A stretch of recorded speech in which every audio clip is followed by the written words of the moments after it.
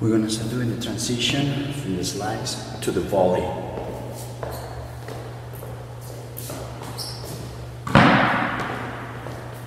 You're gonna notice that it's mostly just shortening the swing. You don't go far back, you don't go too far in the front in the volley. So it's just like like grabbing your slice and just compressing it, making the swing a lot smaller. With the same thing, you still keep kind of chopping off the ball a little.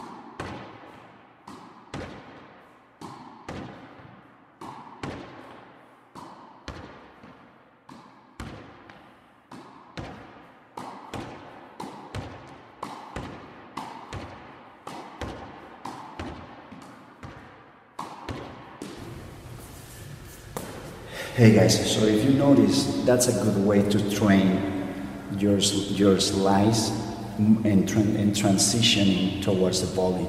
You want to stand, you step far. If you can stand, if you're hitting with someone on the court, you can stand up. You can start on no man's land, and you start slicing the ball on both sides.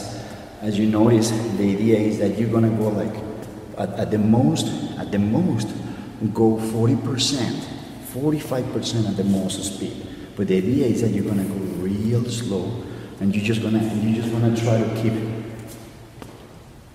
move your attention away from the shot and emphasize what happens in your bubble.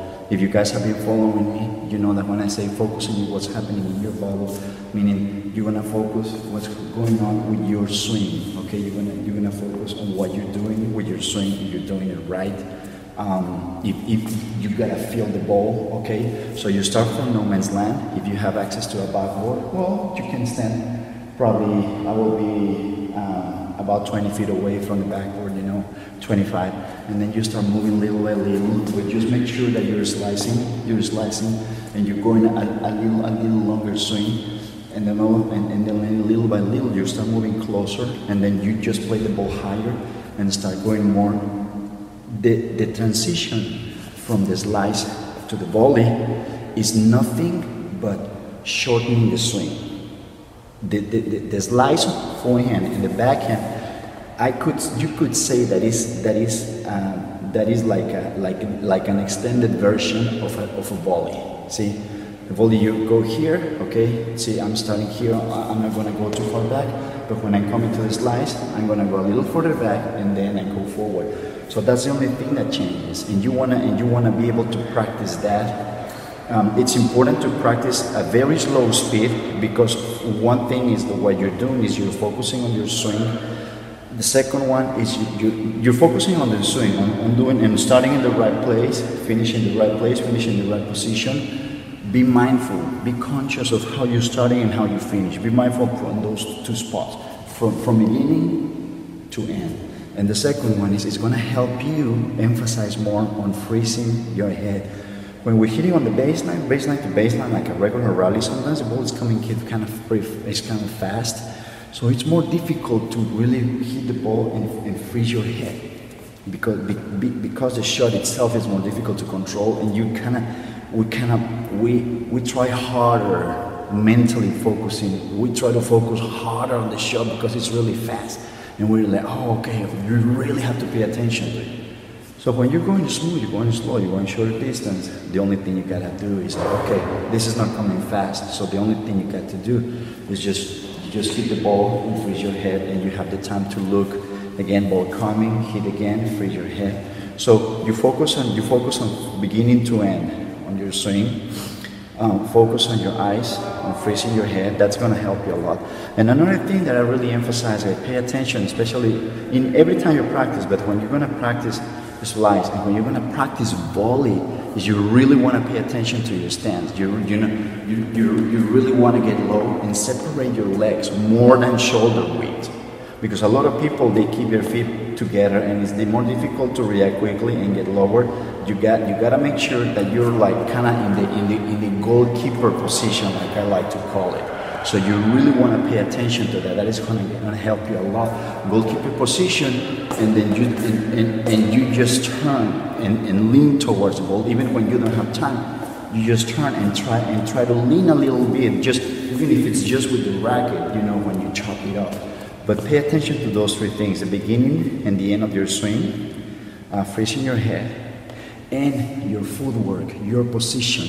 When the goalkeeper position, you hit the ball and you go back to the goalkeeper position, even if you're on the baseline. The only difference is like when you're at the net, you're much lower. Your knees are going to be a lot more bent. But you're on the baseline, you still, if you know the Djokovic posture, all the players, their feet, they're not a shoulder width. They're more open than that, and even when they're on the baseline, and that's what helps them react much faster to the incoming shot. Okay, all right, guys. Well, I hope it helps. This is my first video in Nashville. We just moved here, so I'm still looking for. I'm looking for a court where I can start making videos again, but at the same time it's really cold out there, so this is perfect for me. And I actually like this place because this is more close up, a little more, we can do kind of different stuff and playing closer to you. I love hitting against the backboard because it can teach you a lot of stuff, and it's really good for your consistency. Just go out there, center, bold, and persevere. And remember, give me a like, subscribe to the channel, and well, I hope to see you soon. Thank you.